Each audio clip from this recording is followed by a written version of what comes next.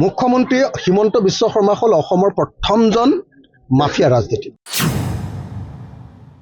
যি প্ৰথমবাৰৰ কাৰণে অসমৰ থানাৰ পৰা চান্দমাৰী থানাৰ পৰা তেওঁৰ বিৰুদ্ধে থকা যিবিলাক তাদা গোচৰৰ যি আপোনাৰ চাৰ্জশ্বিট সেইবিলাক লুকুৱাই পেলাইছে।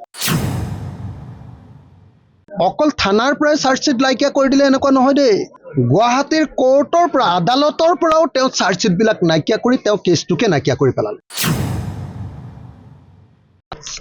মুখ্যমন্ত্ৰীৰ বিৰুদ্ধে সঁচাকৈ অসমত বহুত ফাইল আছে।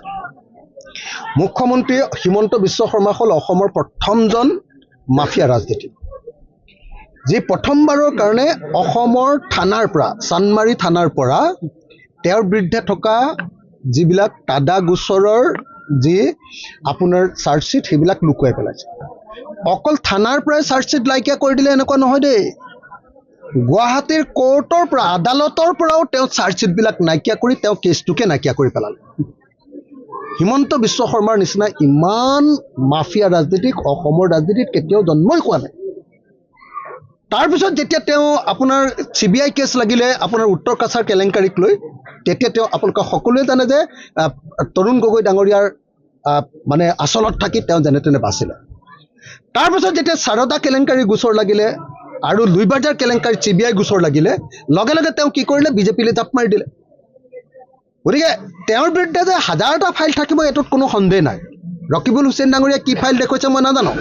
হিমন্ত বিশ্ব শৰ্মাই কৈছে যে আগতে সৰু কালতে অখিল গগৈ এইবিলাক ফাইল দেখুৱাইছিলে, কিন্তু সেই ফাইল মই এতিয়াও সাঁচি ৰাখিছোঁ 2026 চনলৈ, যেতিয়াই চৰকাৰ বদলি হ'ব আৰু যেতিয়াই হিমন্ত বিশ্ব শৰ্মাই কোনোবা শাসকীয় চৰকাৰৰ আপোনাৰ কি কয় পাখিৰ তলত নাথাকিব, সেইদিনাই অসমৰ মানুহে হিমন্ত বিশ্ব শৰ্মাৰ ওপৰত বিচাৰ ল'ব।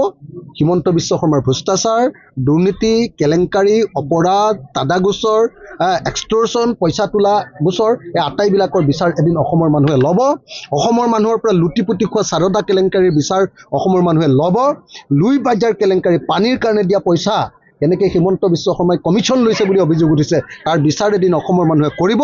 গতিকে এই ফাইলবিলাক মাজে মাজে ওলাই থাকিব আৰু এই ফাইলবিলাক এতিয়া ওলাই থাকি লাভ নাই, কাৰণ তেওঁ এতিয়া বিজেপি চৰকাৰৰ মুখ্যমন্ত্ৰী। যেতিয়াই তেওঁলোকৰ চৰকাৰ ভাগিব তেতিয়াই এই ফাইল আকৌ ওলাব, আৰু যেতিয়াই ফাইল ওলাব আচল সময়ত তেতিয়াই তেওঁ নিশ্চয় বিপদত পৰিব। যিকোনো খবৰৰ বাবে যোগাযোগ কৰক 7099017330 লগতে 7099017110 নম্বৰত। যিকোনো খবৰৰ বাবে যোগাযোগ কৰক 7099017330 লগতে 7099017110 নম্বৰত।